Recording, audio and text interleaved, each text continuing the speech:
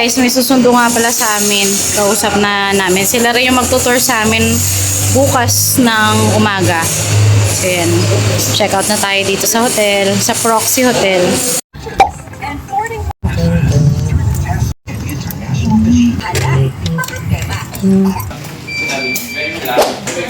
Breakfast guys. Buffet.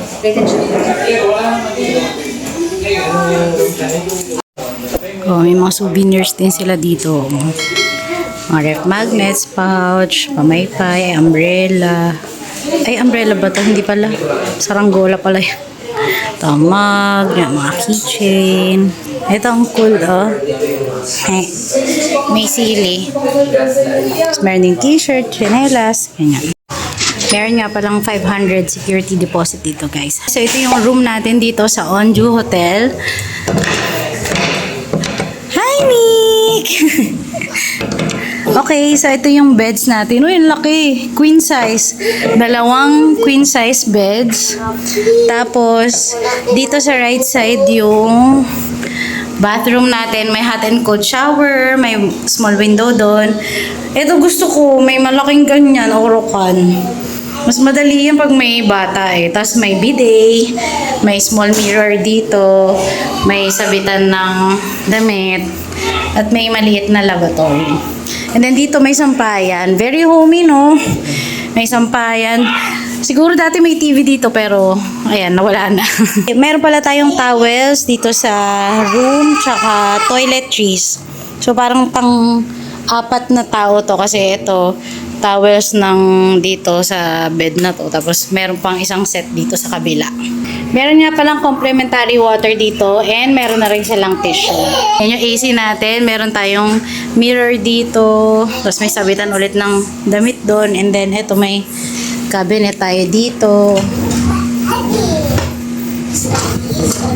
Yan, walang laman. So yun lang. Basic lang talaga. Ganun lang. Yun na yun. Pero ganyan siya guys. Very homey lang. Pero ang pinaka na-appreciate ko dito, tingnan nyo naman. Paglabas dito sa room be. Oh. Ayan na siya. Wow. Maulap lang eh. Pero yun yun. Tapos yun yung pool. Wala siyang tubig ngayon. Ewan ko kung bakit. Tapos may mga ano dito. May fish pond. Tapos ayan yung ibang rooms. Di ko alam kung anong tawag dyan. Tapos ito may parking dito. Pero since wala naman tayong dalang sasakyan galing Manila. So ayan. Pero kung nag-ano kayo, may dala kayong sasakyan, ayan, meron silang parking dito. Dito yung room natin, 'di ba? Paglabas, meron tayong malaking mirror dito. Tapos meron din silang parang ayan, common area. Merong upuan dito, may trash can, may sink doon. Ayan, ganyan siya. Tapos ito yung iba pang rooms na kasama natin. Guys, ito yung room natin, di ba? So, nakita nyo naman yung view dun sa labas. Pero dito, may bintana tayo sa loob ng room eh. Ito yung view natin, oh. Pang! Hindi tayo araw-araw nakakakita ng bukid ngayon. Puro subdivision na, ha? Tapos, nandun na yung mayon. Doon. Okay guys, so nandito tayo ngayon sa Onju Hotel. So talagang pinili namin tong hotel na to kasi syempre, talaga namang $1 million view yung makikita nyo rito. Kitang-kita yung Mayon Volcano, plus mayroon pa kayong bukid view. Kaya kapag gusto nyo mag-relax, i-book nyo na to via Agoda at gamitin nyo syempre yung code namin, Team Agoda, up to 10% discount. So ilalagay namin yung link dyan sa description box at syempre doon na rin sa comment section. Yun nga pala guys, pag nag-book kayo sa Agoda, kasi ang nakalagay doon send request. So, I suggest pwede kayo mag-follow up sa Agoda para ma-confirm yung booking nyo. Okay guys, so ito. Yan nga pala yung room namin sa taas ha. Sa pinakababa niyan guys, ayo, andito na yung restaurant. Medyo nagugutom na kami kaya mag-check din ako dito. Tignan natin yung menu. So, ito yung mga available natin.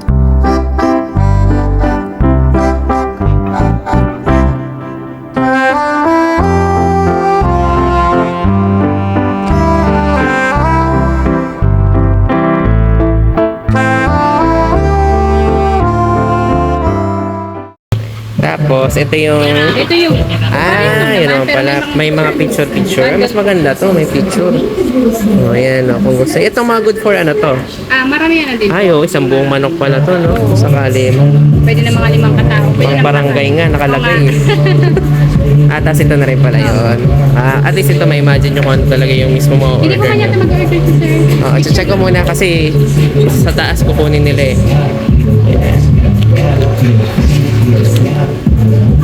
Ayan o.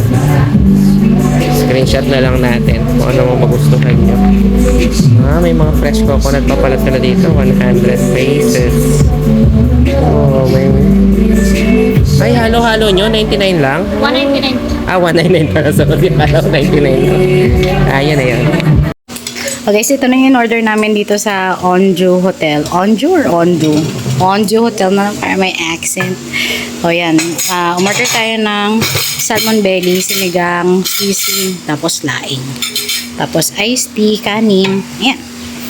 Bago tayo mag-swimming kasi palabas na siya, be. Yan o. That's it. Ang kagandahan dito sa Onju kasi sa labas ng mga rooms nyo, ayan, may mga table. So, dito kayo kakain. Tapos, ito yung view nyo. Humihintay lang namin. Umangat-angat to ng konti, oh. Pwede pa paypayan yan. Angat ka, dali. Tara, mag-swimming na tayo. Ano na, guys? 4 p.m. na. So, usually, umaga tsaka hapon, nagpapakita yan si Mayon. So, yan yung hinihintay namin ngayon talaga. Ma-clear tong part na to. Tapos, bababa na kami. Kaya sakto naman kumakain pa kami habang naghihintay. Dati kasi nagta-tricycle pa kami para lang makita siya eh. Ngayon dito pahintay-hintay na lang tayo, ganun. Tapos pansin nyo, walang nagsiswimming. Pero may mga guests kaming kasabay dito. Ayan o. May mga nakapark. Ibig sabihin mga... Tsaka kanina rin nung nag-check-in kami, may mga kasabay kami. Nakatago lang sila kasi mainit. Yan, try nila Ate Clay, ni Ali, tsaka ni Mickey yung pedal boat. Ito yung large, ito yung small. Pang ilang taon to sa kanya? Tag-iisa lang yan na tao. Pero dito po sa large, pwede pong magsakay ng bata. Diyan kayo ni Mick. Ito na lang sa'yo. Ito, Lee, sa'yo. Yan, pa-assist na lang kayo kung gusto nyo ring mag-rent nito. Tutulungan naman kayo. Tsaka magsasuggest ko anong size yung dapat na kuhanin nyo. Tapos, Ayan, demo ni Kuya. Lee, makinig ka kay Kuya. forward tayo. Kailangan sabay siya pa forward. Yan, na-assist naman kayo ni Kuya. Kaya huwag kayong sasakay dito nang hindi nagpapa-assist. Baka ma-aksidente kayo. Yan. Lagi kayo mag-a-ask guys bago kayo kumuha. Kasi medyo nakaka-tempt sa mga bata to eh. Baka biglang sumakay. Large kay Ate Clay. Ay, yung kay Ali small, di ba? Kasi si Ate Clay ang magdadala kay Mick. Yay! Marunong ako. Lee! Yung mo lang, kanan. Kanan mo, kanan. Yan. Okay. Pag pupunta ka sa kanan, kaliwa.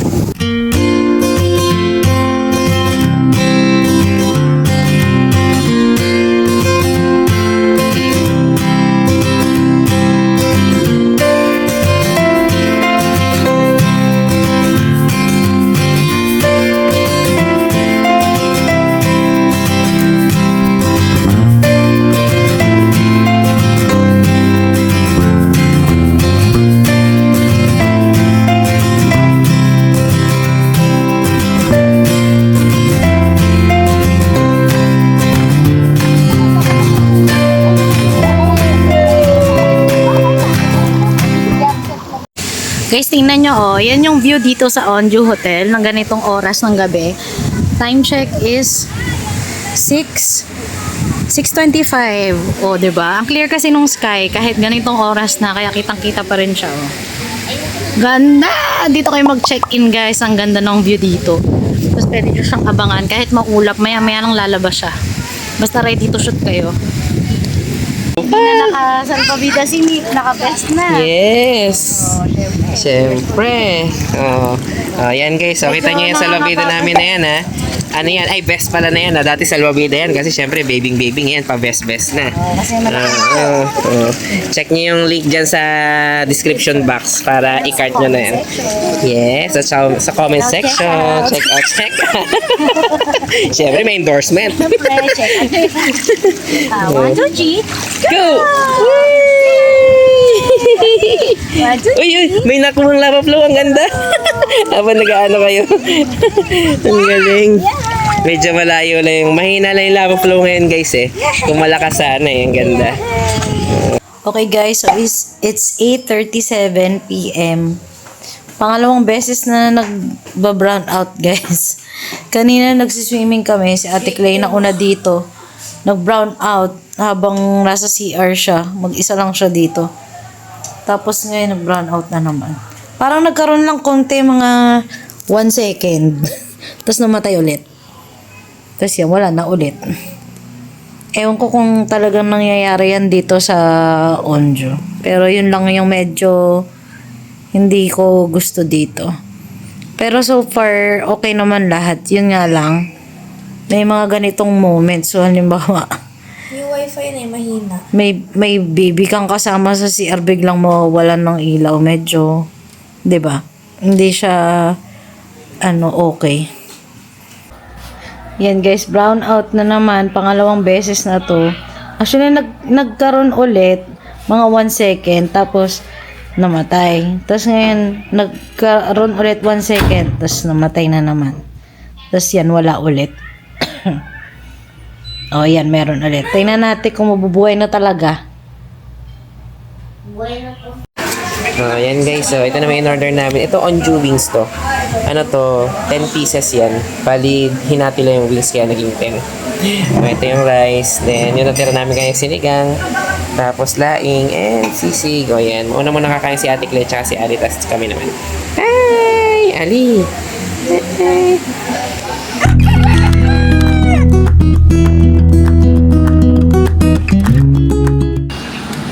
Hi guys, good morning. Bangon na tayo. Ayan, good morning, Mayon. Ganda-ganda mo. Good morning guys. Gising ka na. Si Ali gising na rin. Ayan, maaga kasi kami ngayon eh. Today is, anong petsa yan? Today is April 25. 5:50 na ng morning. Ayan na si Mayon. Hey! So pretty. Kasi ito na nga pala yung breakfast namin. Pinaprepare namin ng mas maaga kasi usually ang breakfast available ng 6 a.m. pa ata. Kaso pina-prepare na namin ng mas maaga kasi nga alis kami for the ATV. So, ayan, kakain na muna kami, guys. So, ang tip dito para makuhanan nyo siya na maganda is gumising kayo na maaga or mag-abang kayo ng hapon. Yan, usually lumalabas si Mayon. Ganda nyo, grabe.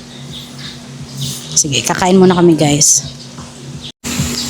Good morning, Mayon! Ganda niya talaga pag morning, oh.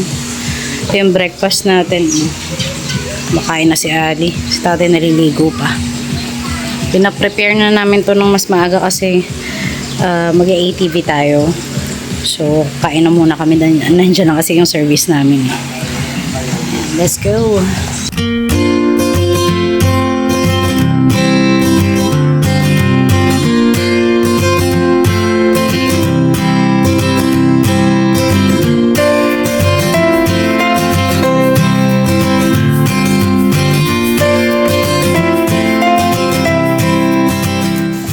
Yung guys, may nagsiset up ng dito, event ng pangkasal. Ganda, oh.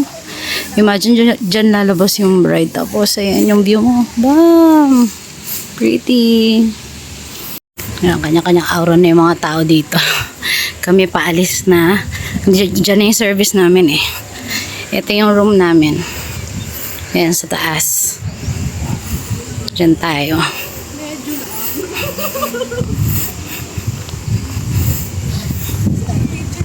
Tawa ka, be. Oh. Isasend ko sa'yo. Ay, ayaw.